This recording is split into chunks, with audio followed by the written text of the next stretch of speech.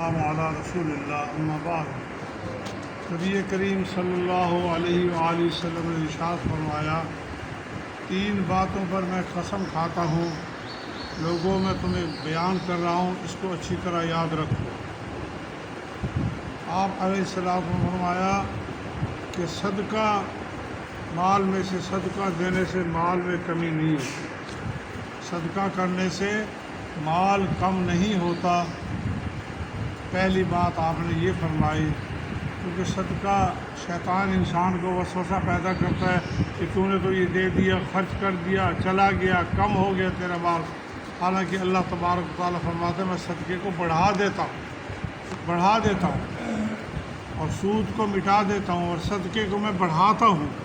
تو صدقہ جو ہے وہ بڑھوتری والا کام، اللہ کے نام پہ اللہ کے راستے میں جب آپ خرچ کریں گے تو اللہ تبارک و تعالیٰ آپ کے مال میں برکتیں عطا فرما دیتا ہے۔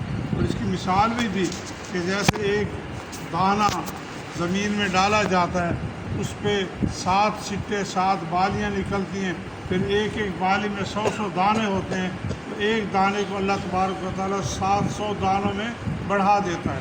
اس طرح خرچ کرنے سے اللہ کے راستے میں اللہ کے نبی نے فرمایا مال کم نہیں ہوتا، بڑھتا ہے۔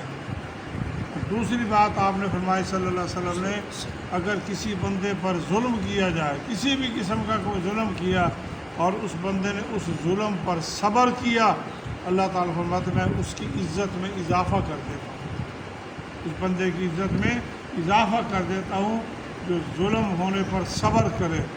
اسی لیے بندہ ظلم سے بچنا چاہیے، کیونکہ اللہ کے نبی کی حدیث آپ نے پڑھا، اللہ تعالیٰ فرماتا ہے مظلوم کے اور میرے درمیان کوئی چیز رکاوٹ نہیں ہے، مظلوم کی فریاد فوراً ہی پہنچتی ہے اور اس کی میں مدد بھی ضرور کرتا ہوں، چاہے تھوڑی دیر سے کیوں نہ کروں لیکن مدد ضرور کرتا ہوں۔ اس لیے ظلم سے بچنا چاہیے۔ فرمایا اللہ کے نبی نے، ظلم جو ہے قیامت کے دن اندھیرے لے کر آئے گا، روشنی ختم کر دے گا۔ یہ دوسری نصیحت تھی جس پر آپ نے قسم کھائی کہ مظلوم بندہ اگر صبر کرتا ہے تو اللہ تعالیٰ اس کی عزت میں اضافہ فرما دیتا ہے۔ اور تیسری بات اللہ کے نبی نے فرمائی صلی اللہ علیہ وسلم نے، تیسری بات آپ نے فرمائی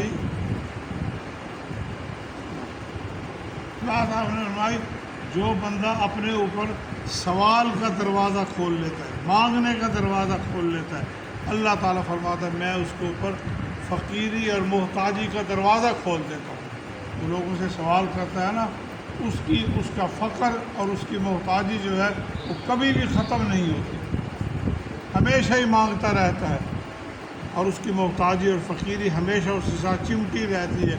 اسی لیے بندہ کوشش کرے سوال کرنے سے۔ سوال کس سے کرے؟ اللہ تبارک و تعالیٰ سے، جو دیتا نہیں تھکتا، نہ مانگنے پہ ناراض ہوتا ہے اور مانگنے پر خوش ہوتا ہے۔ یہ خالق کی صفت ہے، اور مخلوق کی صفت یہ ہے اگر اس سے 1 سے 2 مرتبہ 2 سے 3 مرتبہ سوال کیا جائے تو وہ ناراض ہو جاتا ہے، اس سے ہی مانگتا رہتا ہے۔ اللہ تبارک و تعالیٰ ناراض ہوتا ہے اگر اس سے نہ مانگا جائے۔